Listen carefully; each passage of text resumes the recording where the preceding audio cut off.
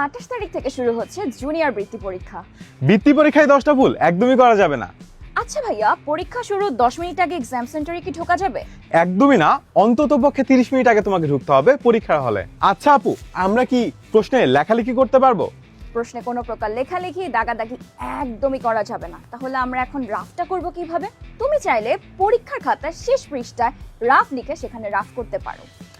আচ্ছা ভাইয়া, school uniform পরা যাবে? অবশ্যই তোমাকে নিজের স্কুলে ইউনিফর্ম পরে কিন্তু পরীক্ষা হলে যেতে হবে, অন্য কোনো ধরনের পোশাক একদমই পরা যাবে না। আচ্ছা, পরীক্ষা হলে কি আমরা মোবাইল ফোন নিয়ে যেতে পারবো আপু? একদমই না। Mobile phone, smart watch, headphone কোনো কিছুই তুমি নিতে পারবে না।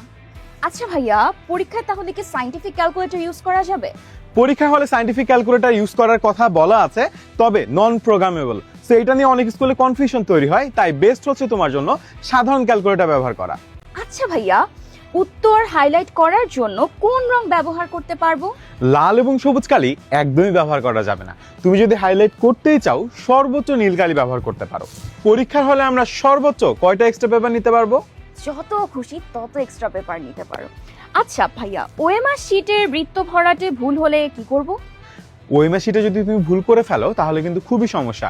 যদি তুমি তোমার রোল এবং রেজিস্ট্রেশন ভুল করে ফেলো তাহলে অবশ্যই পরীক্ষার হলে যে পরীক্ষক থাকবেন তার সাথে সাথে সাথে যোগাযোগ করবে। আর যদি উত্তরে ভুল হয়ে থাকে একবার ওএমআর শিট পূরণ করার পর, সেক্ষেত্রে আর কাটাছাড়া করার দরকার নেই। যেটা নাম্বার চলে গেছে ওটা চলে গেছে, এটা কিন্তু আর অন্যভাবে কারেকশন করা যাবে না।